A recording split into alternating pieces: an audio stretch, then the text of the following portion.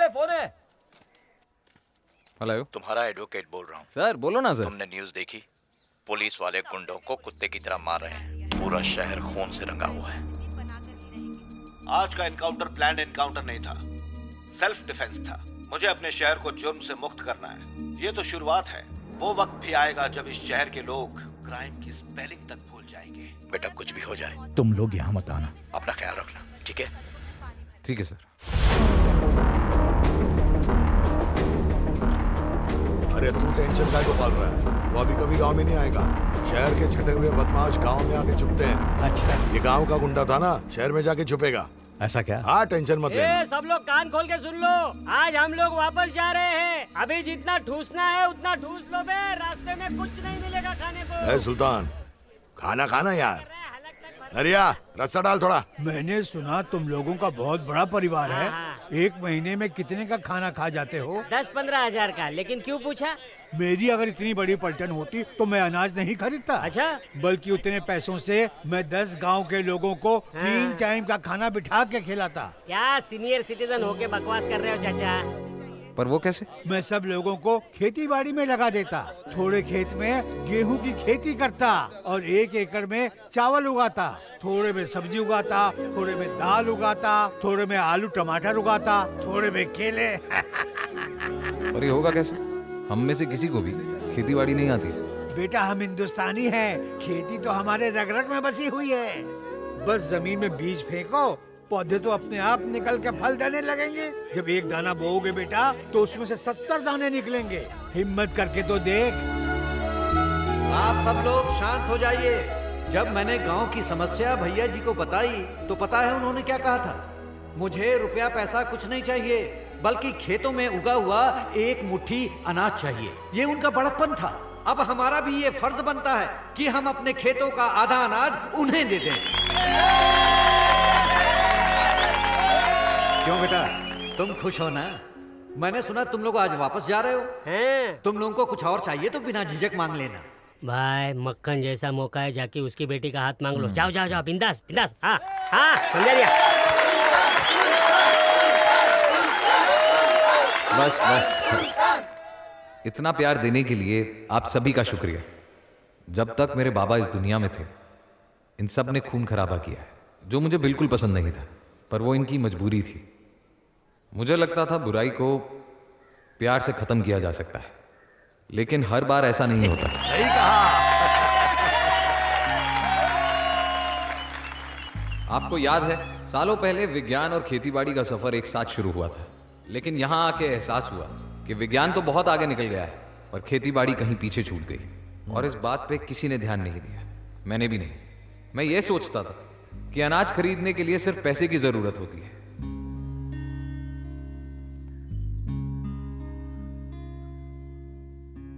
पर अब मेरा एक मकसद है। यहां से उन पहाड़ों तक सिर्फ हरियाली ही नजर आए।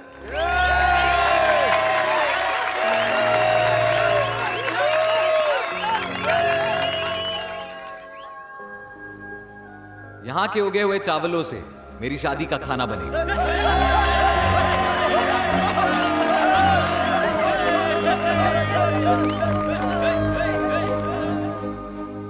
और ये सारी खेती बाड़ी मैं खुद करूंगा। क्या? पागल हो गया। ये क्या बोल रहा है?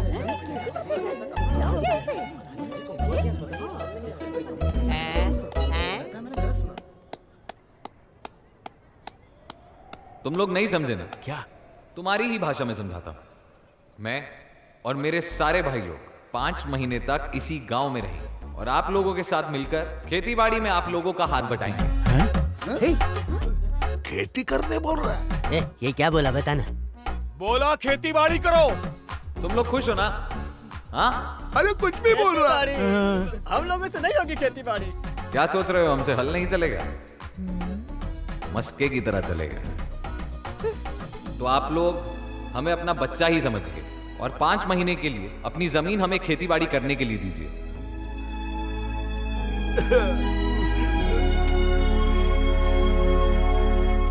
गया भैंसा पानी में। गांव में बहु बेटियां हैं, जवान लड़कियां हैं, ये गुंडे गांव में खुले घूमेंगे तो क्या वो सुरक्षित रहेंगी? तेरे से 100 गुना अच्छे, समझा क्या? उन्होंने अपनी जान जोखिम में डाल के हम गांव वालों को बचाया है। तेरी तरह इस डाल से उस डाल पे बैठने वाले समझाए क्या? तुम लोग 4 साल पहले की बात भूल गए? हमने अपने खेत कुछ लोगों को खेती करने के लिए दिए थे। जब हिस्सा देने की बात आई तो हमें ठेंगा दिखा दिया। अरे ये गुंडे हमारे खेत भी ले लेंगे और हमें मारेंगे भी। उनके यहाँ रहने से पूरे गांव का भला होगा। अरे तुम तो छड़े छाट हो, परिवार की समस्या तुम क्या समझोगे बुढ़ो? दादाजी सही कह रहे हैं, वो लोग यहाँ रुकेंगे तो गांव का भला ही होगा। तू बंद कर, तुझे किसने कहा पंचायत में चपड़ चपड़ करने के लिए? चाचा जी, जय वीरा अभी मरा नहीं है, सिर्फ जख्मी हुआ है वो। सुनो रे, अगर वो जख्मी भेड़िया लौट आया तो मैं लिख के देता हूँ कि वो एक एक का घर चला देगा। सही बोल रहा है। अच्छा? मेरी बात सुनिए, हमारी समस्या वो लोग नहीं है। अगले 6 महीनों में अपनी जमीन को बचाना है। सरकार को साबित करना है कि जमीन उपजाऊ है, और अगर नहीं कर पाए तो जमीन हाथ से चली जाएगी, और ये तब होगा जब वो लोग यहाँ रुकेंगे। इसकी बात में तो बहुत दम है यार। तो इसके दम पे ही दम भरते रहो। जमीन के लिए गांव की इज्जत दांव पे लगा दो, है ना? चुप कर यार, हमारे पास कोई चारा नहीं है। मेरी बेटी ठीक कह रही है। हाँ तो पूछ लो, कौन कौन देगा अपनी जमीन? बोलती बंद क्यों हो गई? कौन माई का लाल अपनी जमीन देगा? मेरे पास 1 एकड़ जमीन है, मैं उन्हें दे दूंगा। क्या बोला? 1 एकड़? उसमें क्या उगेगा? मेरे पास 8 एकड़ है, वो भी दूंगा मैं।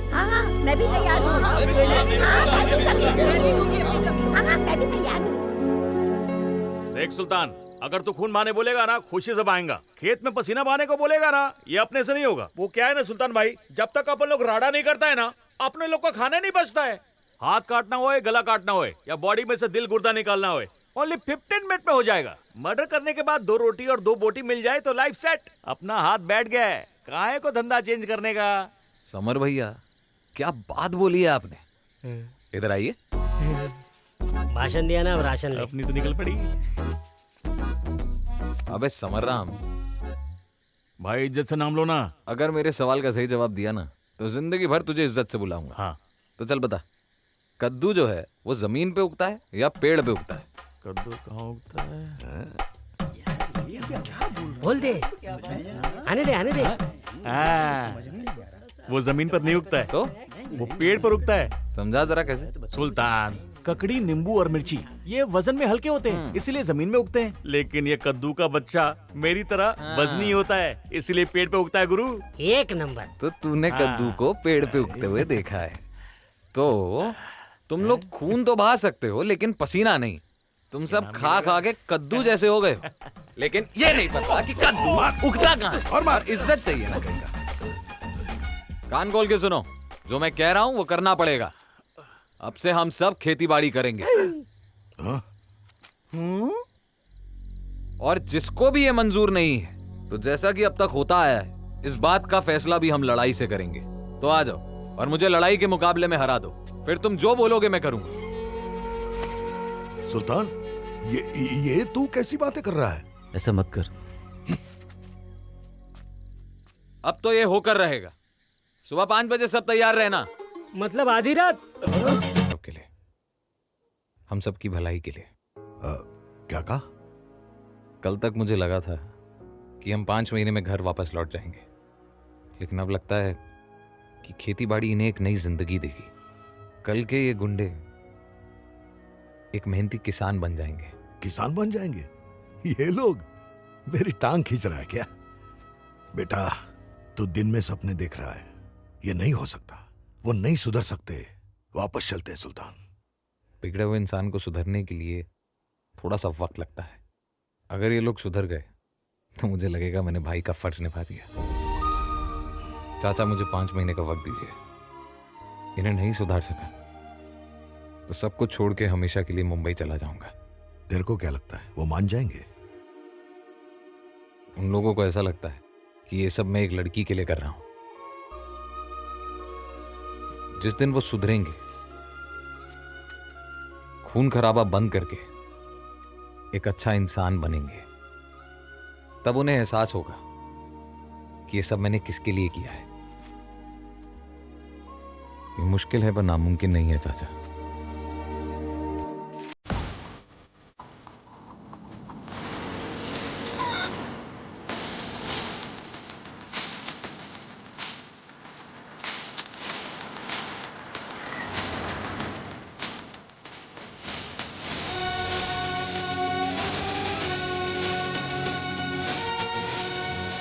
चाची, ये कौन है?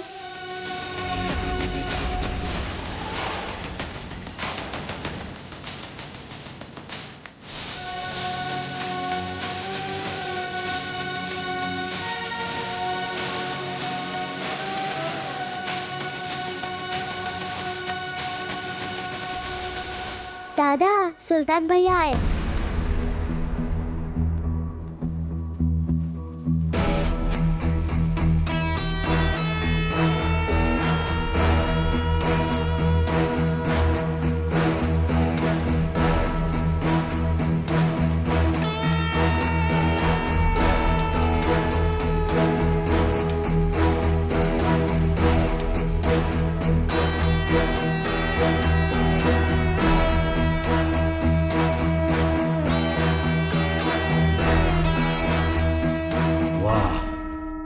रावण, 100 सरों वाला रावण।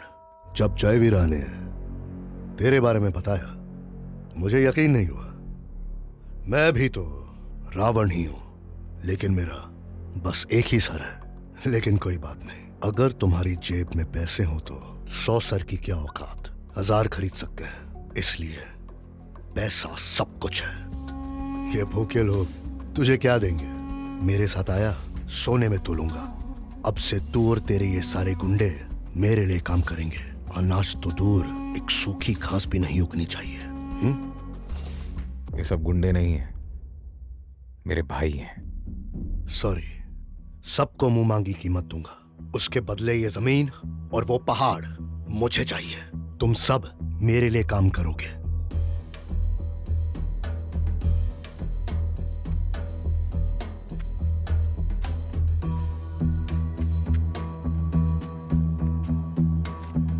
तुझे ये जमीन चाहिए ना, जरूर मिलेगी।